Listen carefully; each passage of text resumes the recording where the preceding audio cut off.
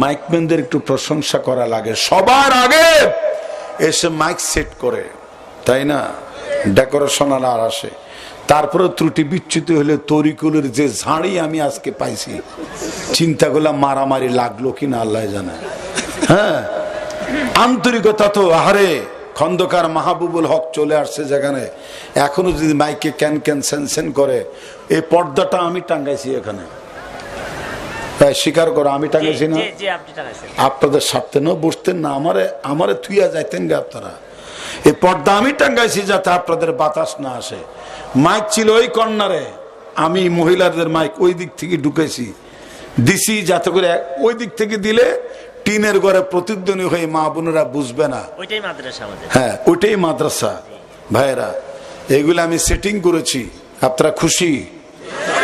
আমি ওয়াজে উঠার আগে মাহফিলের স্বেচ্ছাসেবক হই, বুঝছেন? আল্লাহ কবুল করুক, জোরে কোন আমিন। প্রতিটি খেদমত আমাদের কবুল করুক। এই মাইক ম্যানেরা প্রথমে সে মাইকটা সুন্দর করে টাঙ্গায়, আমরা আপনারা সব চলে যাই, কিন্তু এরা গাছের আগার মধ্যে উঠে উঠে মাইক গুলি খোলে। কত কষ্ট, রাত 2টা 3টা বেজে যায়, কোথায় যাবে এই রাত?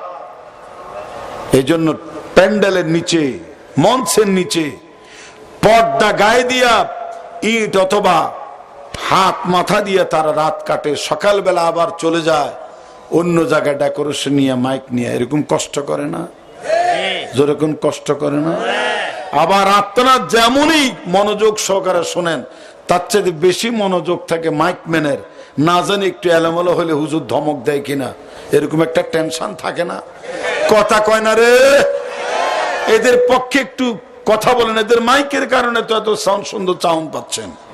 জি, এদেরকে এই 200-500 টাকা একটু অ্যাক্সেস, হাদিয়া, বকশিস বাড়াই দেওয়ার প্রয়োজন আছে না? আছে না? এরা যেইভাবে মনোযোগ সহকারে ওয়াজ শুনে, হ্যাঁ, এইভাবে যদি আমল করতো প্রত্যেকটা মাইকম্যান, বড় পীর আব্দুল কাদের জিলানী, মাইনুদ্দিন চিশতি, ফুরফুরা, চরমনের পীর সাহেবের মতো আল্লাহর ওলি হয়ে যেত। কথা ঠিক, কিন্তু ফজর নামাজ পড়ছে কিনা আল্লাহ জানে। ভাইরা, আপনারা কমিটি বৃন্দ এদেরকে একটু বকশিস মকশিস দিয়েন ভাই, কষ্ট করে। তবে আজকে যে প্রশংসা করলাম, আজকে 200-400-500 যদি আপনার নাও দেন, এরা কিছু কইব না, ঠিক না? কিন্তু তারপরও দিয়েন। আরে আল কাসিবু হাবিবুল্লাহ, শ্রমিক আল্লাহর বন্ধু, শ্রমিক আল্লাহর দোস্ত, আল্লাহর ফ্রেন্ড, আল্লাহর বন্ধু। এই জন্য সব মাইকম্যান, ডেকোরেশন ম্যান, ভ্যান চালক, রিক্সা চালক, অটো চালক, কৃষি ক্ষেত্রে যারা কাজ করে, কৃষক, এদেরকে সম্মান দিবেন। দোকানদার, এদেরকে সম্মান দিবেন। এরা ভালো কাজ করে, দোকান খুলে সকালে 12টা পর্যন্ত খোলা রাখে, 10টা-11টা কষ্ট করে। এদের প্রতি লক্ষ্য রাখবেন। এইটু একটি ভালো কাজ, ভালো আমল। আল্লাহ এদের প্রতি স্নেহশীল হওয়ার তৌফিক দান করুক। আমি এই কথাগুলো এই জন্য বলছি, আমার টার্গেট আছে যে সকল শ্রেণী পেশার মানুষের জীবন ঘনিষ্ঠ বক্তব্য দেওয়ার নামে হচ্ছে তাফসির মাহফিল। কথা ঠিক? গদ বাঁধা কিছু কথা বলে গেলাম এমন নয়। যেমন এই মুহূর্তে ওই যে পুলসেরাতের গোড়ায় কারে জবা করবে? কয় ভেড়া। তো ভেড়াটা আগে কি ছিল? অর্থাৎ মৃত্যুকে কিসি রূপে? ভেড়া রূপে জবে করবে। করার পরে মহান আল্লাহ জান্নাতীদেরকে ডেকে বলবে, ও জান্নাতীরা, মৃত্যু হয়ে গেছে, আর কোনদিন তোমাদের মৃত্যু হবে না। আবাদুল আবাদ পর্যন্ত জাহান্নামে তোমাদের থাকা লাগবে, আর কোনদিন মরণ হবে না, হবে না। তার কারণ মরণ হয়ে গেছে পুলসেরাতের গোড়ায়। এখন তোমাদের মরণ হবে না, শুধু জাহান্নামের শাস্তি পোড়ানি খাইতে থাকবা। আর তোমাদেরকে কেউ উদ্ধার করতে আসবে না, মৃত্যু হবে না। জাহান্নামীরা এই কথা শুনে এমন জোরে চিৎকার মারবে, ওরা চিন্তা করেছিল হয়তো এক সময় জাহান্নামের জ্বালানি পোড়ানি রকমারি শাস্তি ভোগ করে মৃত্যুর দুয়ারে পৌঁছে যাবে, আবার হয়তো জান্নাত পাবে, কিন্তু না, না হবে না। এই জন্য এরা দুঃখ কষ্টে আর চিরস্থায়ী আবদুল আবাদ পর্যন্ত জাহান্নামে থাকার ঘোষণা শুনে এমন জোরে তারা চিৎকার মারবে, একই চিৎকারে তারা বেহুশ হয়ে অর্থাৎ গুদ্দে পেটে তারা মারা যাইত, কিন্তু মারা যাবে না, যাবে না। এই জন্য যাবে না। মরবে কেমনে? পলসে রাতের গোড়ায় বেড়ার আকৃতি আমার আল্লাহ কোন জিনিসটা জবে করে দিয়েছে?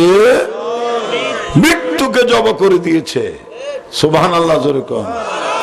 এখন আর কান্দাও লাভ হবে, চিৎকার মেরেও কোনো লাভ হবে না। ইউরিদুনা আইয়াখরুজু মিনান নার, ইউরিদুনা আইয়াখরুজু মিনান নারি ওয়ামা হুম বিখারিজিনা মিনহা ওয়ালাহুম আযাবুম মুকিম।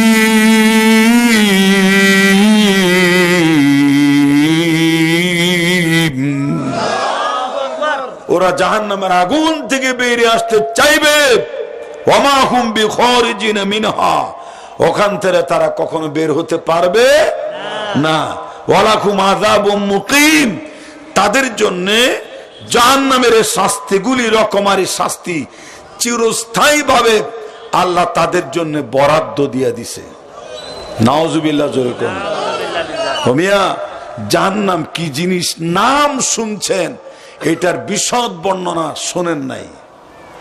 পোস্তগোলা বালুর মাঠের আল্লামা সাইদি সাহেব সহ যে মাহফিলটা আমি করছিলাম, সেটা ছিল মাগরিব থেকে নিয়ে, মাগরিব থেকে আমার 2 ঘন্টার আলোচনা। সম্মানিত উপস্থিতি, সে আলোচনা সারা দুনিয়া আপনারা শুনেছেন। যে মহান দ্রষ্টা, সে চিরন্তন চিরঞ্জীব শাশ্বত। কেন কেন করে গা, বেশি খুশি হয়ে গেছ? কেন কেন খেয়াল করো। শাশ্বত অবিনশ্বর আল্লাহ সুবহানাহু ওয়া তাআলার এই আকাশ, এই জমিন, এই সব কিছু আমরা একদিন এইগুলিরও মৃত্যু হবে।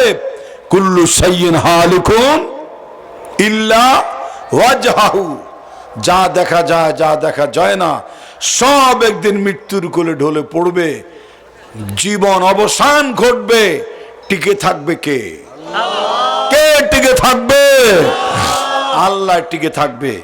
আল্লাহর এই জগতে আমরা যেন ভালো আমল করে মরতে পারি, আল্লাহ তৌফিক দান করুক। আরো জোর বলুন আমিন।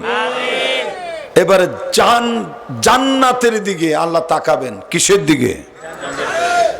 জান্নাতের দিকে তাকে বলুন, ও জান্নাতীরা, সারা জীবন থাকো, আর মরণ হবে না, আবদুল আবাদ পর্যন্ত তোমাদের জন্য আমি আল্লাহ অসংখ্য অপুরন্ত না জেনে আমত বরাদ্দ দিয়ে দিয়েছি। তোমরা শুধু খেতে থাকবে, ভোগ করতে থাকবে, আর কোনোদিন তোমাদের মরণ হবে না। আহারে সুবহানাল্লাহ রে, আহারে সুবহানাল্লাহ।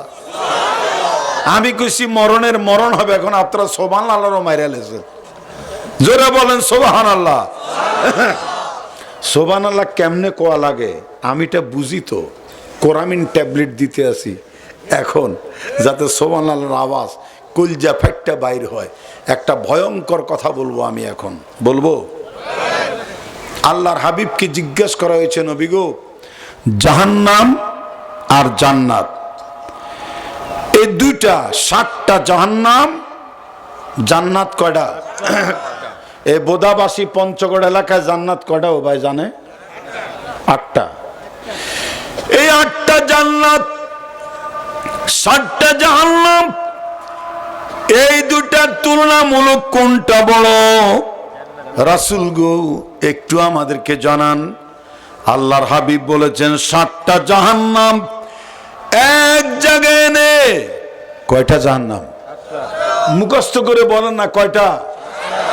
7টা জাহান্নাম এক জায়গায় এনে যদি 8টা জান্নাতের যেই কোনো একটা জান্নাতে ঢুকায় দেয়, ওই একটা জান্নাতের কোনাও ভরবে না।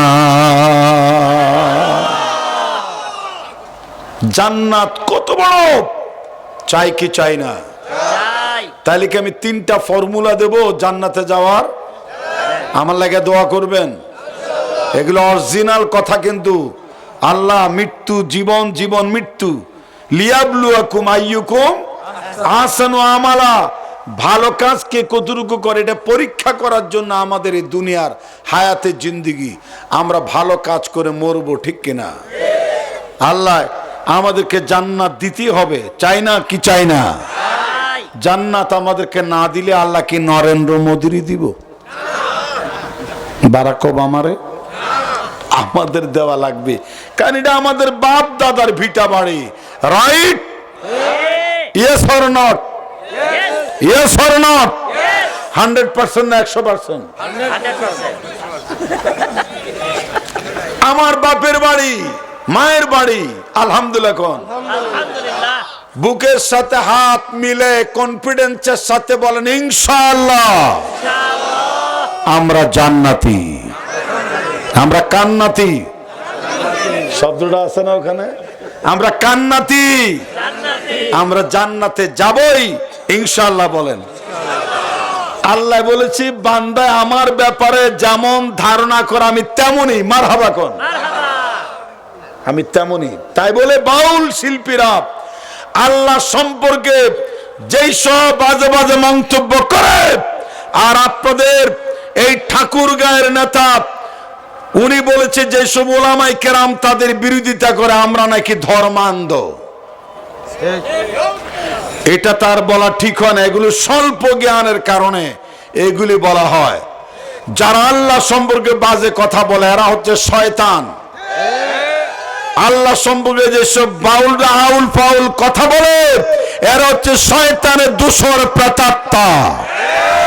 এটা আমি খন্দকার মাহবুবুল হকের কথা নয়, তরিকুলের কথা নয়, কারি কসিমউদ্দিনের কথা নয়, আমাদের আজিজ ভাইয়ের কথা নয়। এই কথা ডাইরেক্ট কার? আল্লাহ বলছেন ইয়া আইয়ুহান নাস কুলু মিম্মা ফিল আরদি হালালান তাইয়্যিবা ওয়ালা তাত্তাবিউ খুতুওয়াতিশ শায়তান ইন্নাহু লাকুম আদুউম মুবিন। হে বিশ্বের বিশ্বাসী, হে বিশ্বের মানব সমাজ, হে পৃথিবীবাসী, তোমরা এই দুনিয়ায় ছড়িয়ে ছিটে থাকা হালাল খাদ্য খাও, পবিত্র জীবাণুমুক্ত একদম পিওর খাবার তোমরা খাও। শয়তানের পদাঙ্ক অনুসরণ করো না। তার মানে সুদ, ঘুষ, তারপরে 2 নম্বরই হারাম ইনকাম, সিগারেট, বিড়ি, তামাক, এগুলি হালাল না হারাম? টোটালি হারাম। তামাক সিগারেট বিক্রি করে যারা পয়সা ইনকাম করে ওই ইনকামটা তাদের জন্য হারাম। এটা থেকে বেরিয়ে আসুন, আল্লাহ হেফাজত করুক, জোরে কোন আমিন। তো এগুলো হচ্ছে হারাম খাবার, ওটা না খেয়ে শয়তানের পদাঙ্ক অনুসরণ করতে আল্লাহ নিষেধ করেছেন। ইউরিদুনা ইন্নামা ইয়ামুরুকুম বিসসুই ওয়াল ফাহশা ওয়া আন তাকুলু আলাল্লাহ মা লা তা'লামুন। শয়তানের কাজ হচ্ছে সকল প্রকার খারাপ গর্হিত অপকর্মের দিকে আমাকে আপনাকে ঠেলে দেওয়া, প্ররোচিত করা, আমাকে আপনাকে অনুপ্রাণিত করা, ধাবিত করা। এটা কার কাজ? আরো জোরে কোন? আর আল্লাহ সম্পর্কে এমন সব কথা বলা যেটা সম্পর্কে বান্দার কোনো অভিজ্ঞতা নাই, এইসব ব্যাপারে আউল ফাউল বাউলরা কথা বলা মানে এগুলি শয়তানের আওয়াজ। কার আওয়াজ? এদেরকে মেরে ফাঁসির কাস্টে ঝুলাইলে হবে না, এদের লাশ মমি করে রাখতে হবে, সিগাল কুত্তা এদের লাশ খাবে না, এরা মুরতাদ। জোরে কোন কি? এই জন্য এই যে তাউল ফাউল, আল্লাহ সম্পর্কে, জান্নাত জাহান্নাম সম্পর্কে, ইসলাম সম্পর্কে, কোরআন হাদিস সম্পর্কে, আলেম ওলামা সম্পর্কে যারা বাজে মন্তব্য করে, এদের অস্তিত্ব বাংলাদেশ থেকে বিলীন করে দিতে হবে। এই দেশ হবে আলেম ওলামার দেশ, পরেজগার মুসলমানের দেশ। এই দেশ হবে তাওহীদবাদী রেসালাতপন্থীদের দেশ। ঠিক কিনা বলেন? এই মাদ্রাসার ছাত্ররা আমার দিকে তাকাও, একটু দাঁড়াও। 10টা মিনিট পরে আমি একটু দোয়া করব। তোমরা যদি আল্লাহুম্মা আমিনে থাকো, আমাদের কপালটা খুলে যাবে। আমার যদি কষ্ট হয়, তোমাদেরকে আমি ইচ্ছে করে কষ্টটা দিচ্ছি। দেখেন কত ভদ্র, মাশাআল্লাহ। এ রাত বেশি হলে এই করুণ দশার শিকার হওয়া লাগা আমার। কুয়াশা পড়ে, আমার গায়েও পড়তেছে কুয়াশা, তারপর আপনারা বসে আছেন। এদের একটা আল্লাহুম্মা আমিন কোটি কোটি টাকার চাইতো দামি। ঠিক কিনা? যেমন আছেন এমনি থাকুন। 10 মিনিট পরে আমরা আল্লাহর কাছে হাত তুলবো। জোরে কোন আল্লাহুম্মা আমিন। ভাইরা আমার, তাহলে আল্লাহ আছেন না নাই?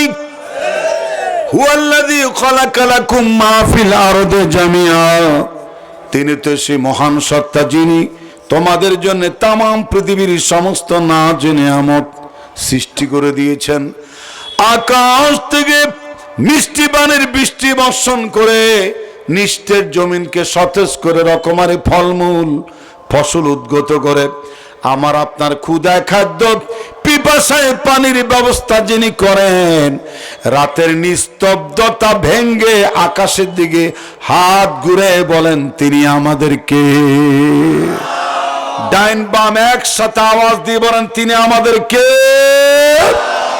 ওই আল্লাহ বলেছেন ইনিল হুকমু ইল্লা লিল্লাহ আলাহুল খালক ওয়াল আমর। সৃষ্টি যার, জমিন জুড়ে আইন চলবে কার? হুঙ্কার দিয়ে বলেন বিধান চলবে কার? ফামান তাবিআ হুদায়া ফালা খাউফুন আলাইহিম ওয়ালা হুম ইয়াহজানুন। আমার নাজিলকৃত বিধিবিধানের আলোকে যারা জীবন গড়বে, সমাজ গড়বে, রাষ্ট্র গড়বে, তাদের জন্য কোনো ভয় নাই, তাদের জন্য কোনো চিন্তা নাই। তার মানে খাদ্য, বস্ত্র, বাসস্থান, শিক্ষা, চিকিৎসা কোনো চিন্তা যেমন মানুষের করা রাখবে না। হত্যা, দর্শন, খুন খারাপি, রাহাজানের কোনো ভয় মানুষের অন্তরে থাকবে না। এমন একটি সুখী সমৃদ্ধ জীবন হবে যেখানে শুধু সুখ আছে, দুঃখ নেই, হাসি আছে, কান্না নেই, আনন্দ আছে, বেদনা নেই, হিংসা, বিদ্বেষ, বিভেদ নেই, নেই কোনো অভাব, অনটন, স্থিরতা। পরম সুখ আর শান্তিতে কেটে যাবে মানুষের ইহজীবন পরজীবন। চিন্তা মুক্ত, ভীতিহীন, নিরাপত্তাপূর্ণ এমন একটি জান্নাতি সমাজ ব্যবস্থা আমার ধ্বংস উন্মুখ বাংলাদেশে ফিরে আসুক। আমরা চাই কি চাই না? এই বাংলার মাটিতে সুলাইমানি শাসন, দাউদি শাসন, বিশ্বনবীর শাসন, ওমরি শাসন আবার প্রতিষ্ঠিত হয়ে হিন্দু, মুসলিম, বৌদ্ধ, খ্রিস্টান একযোগে 56,000 বাংলাদেশ বর্গ মাইলের এই ছোট্ট বাংলাদেশ, এই বাংলাদেশে 3 দিক ভারত, একদিক বঙ্গোপসাগর। ইসলাম নিয়ে বাঁচতে হবে, কোরআন নিয়ে বাঁচতে হবে, আল্লাহ রাসূলকে সাথে নিয়ে বাঁচতে হবে। তার জন্য যদি আমাদেরকে লড়াই করতে হয়, সংগ্রাম করতে হয়, 71 আর 5 আগস্টের মতো এই মর্মে আবার ময়দানে ঝাঁপিয়ে পড়ব। কারা কারা প্রস্তুত? দুটো হাত দেখতে চায়।